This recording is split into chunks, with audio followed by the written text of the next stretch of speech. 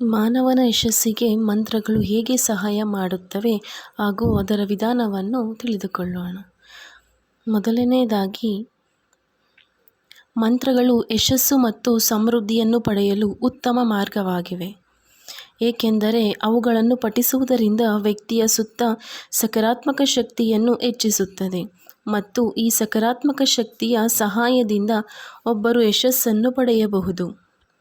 ಮಂತ್ರಗಳ ನಿಯಮಿತ ಮತ್ತು ಧಾರ್ಮಿಕ ಪಠಣದ ನಂತರ ಆಧ್ಯಾತ್ಮಿಕ ಶಕ್ತಿ ಮತ್ತು ಅರಿವು ಸಹ ಜಾಗೃತಗೊಳ್ಳುತ್ತದೆ.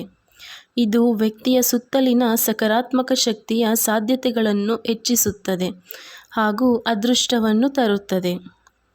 ಮಂತ್ರವನ್ನು ಪಠಿಸುವುದರಿಂದ ಸ್ವಯಂ ಮತ್ತು ದೇವರ ನಡುವೆ ಸಂಪರ್ಕವನ್ನು ಮಾಡುವ ಸಾಧ್ಯತೆಗಳು ಹೆಚ್ಚಾಗುತ್ತದೆ. ನಿರ್ದಿಷ್ಟ ದೇವರಿಗೆ ನಿರ್ದಿಷ್ಟಪಡಿಸಿದ ಮಂತ್ರವನ್ನು ಪಠಿಸುವುದರಿಂದ ದೇವರಿಗೆ ಸುಲಭವಾಗಿ ಸಂತೋಷವಾಗುತ್ತದೆ ಮತ್ತು ಅವರಿಂದ ಆಶೀರ್ವಾದವನ್ನು ಖಚಿತಪಡಿಸುತ್ತದೆ.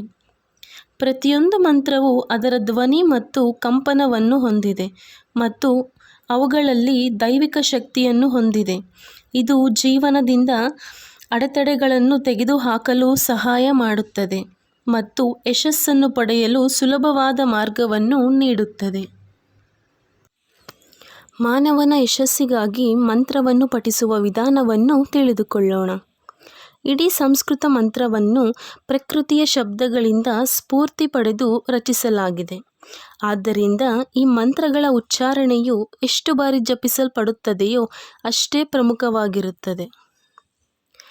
ಪಠಿಸಲು ಮತ್ತು ಅವುಗಳನ್ನು ಉಚ್ಚರಿಸಲು ಸರಿಯಾದ ಮಾರ್ಗವನ್ನು ಕಲಿಯಲು ಗುರುಗಳು ಅಥವಾ ಜ್ಞಾನವಿರುವ ಯಾರಿಂದಾದರೂ ಪಡೆಯುವುದು ಉತ್ತಮ.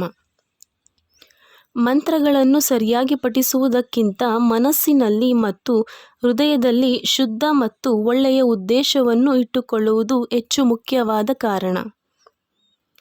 ಹೃದಯದಲ್ಲಿ ಒಳ್ಳೆಯ ಉದ್ದೇಶದಿಂದ ಮಂತ್ರವನ್ನು ಪಠಿಸಲು ಪ್ರಾರಂಭಿಸುವುದು ಬಹಳ ಮುಖ್ಯ. ಆರಾಮದಾಯಕ ಭಂಗಿಯಲ್ಲಿ ಕುಳಿತುಕೊಳ್ಳಿ. ದೇಹ ಮತ್ತು ಆತ್ಮವನ್ನು ತಯಾರಿಸಲು ಕೆಲವು ಆಳವಾದ ನಿಯಮಿತ ಉಸಿರಾಟವನ್ನು ತೆಗೆದುಕೊಳ್ಳಲು ಪ್ರಯತ್ನಿಸಿ. ಮಂತ್ರಗಳ ಪದಗಳನ್ನು ಪ್ರತಿಧ್ವನಿಸುವ ಧ್ವನಿಯಲ್ಲಿ ಉಚ್ಚರಿಸಲು ಪ್ರಯತ್ನಿಸಿ. ಇದರಿಂದ ಮಂತ್ರದ ಶಕ್ತಿಯು ದೇಹವನ್ನು ಸುತ್ತುವರೆದು ಮತ್ತು ಸೆಳವು ಸೃಷ್ಟಿಯಾಗುತ್ತದೆ. ಅಲ್ಲದೆ ಮಂತ್ರವನ್ನು ಪಠಿಸುವ ಸಮಯವನ್ನು ಲೆಕ್ಕಹಾಕಲು ಜಪಮಾಲಾ ಅಥವಾ ಮಣಿಗಳನ್ನು ಬಳಸುವುದು ಬಹಳ ಸೂಕ್ತ. ನಿಮಗೆ ಈ ಚಾನಲ್ ಇಷ್ಟವಾದರೆ ದಯವಿಟ್ಟು ಲೈಕ್ ಮಾಡಿ, ಶೇರ್ ಮಾಡಿ, ಕಮೆಂಟ್ ಮಾಡಿ ಹಾಗೂ ಸಬ್ಸ್ಕ್ರೈಬ್ ಮಾಡಿ. ಪ್ಲೀಸ್ ಬೆಲ್ ಐಕಾನ್ನ ಕ್ಲಿಕ್ ಮಾಡಿ. ಧನ್ಯವಾದಗಳು.